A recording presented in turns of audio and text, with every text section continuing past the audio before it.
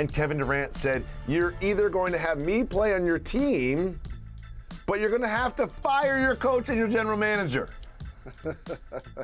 Wild ultimatum presented by Kevin Durant. What happens next? Where do we go from here with KD and the Nets? Remember the two versions of this same song? I got the power. I think Snap was one, and I forget who was the other group. But I love the verse and the bars from the artist who dropped lyrics on that song. Here's what I'll say about the Easy Money Sniper.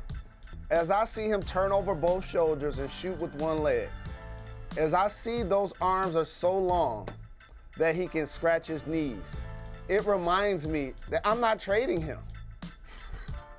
That's all this, like you just showed.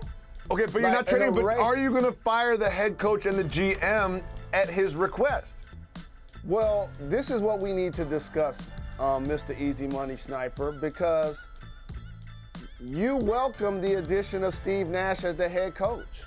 Mm-hmm.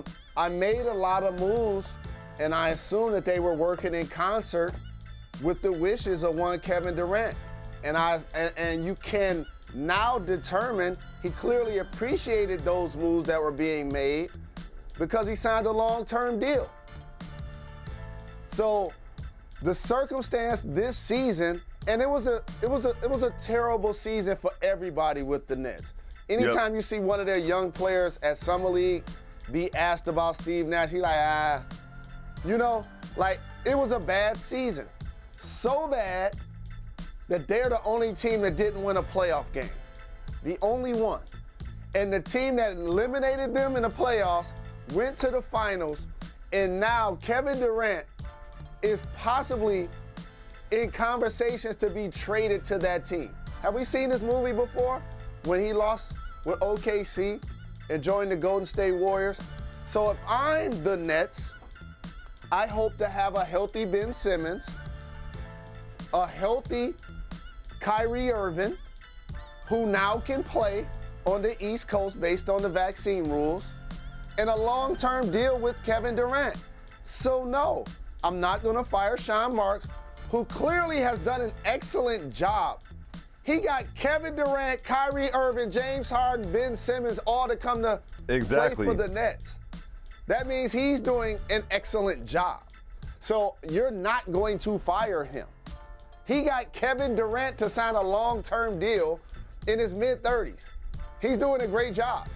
And so based on all of the factors that I just said, I'm not firing the coach. I'm not getting rid of the GM. But here's what I will say. One of the biggest differences this season, as I look back in the rearview mirror and my snorkels that just look so glorious. I should look in the mirror more often, no doubt.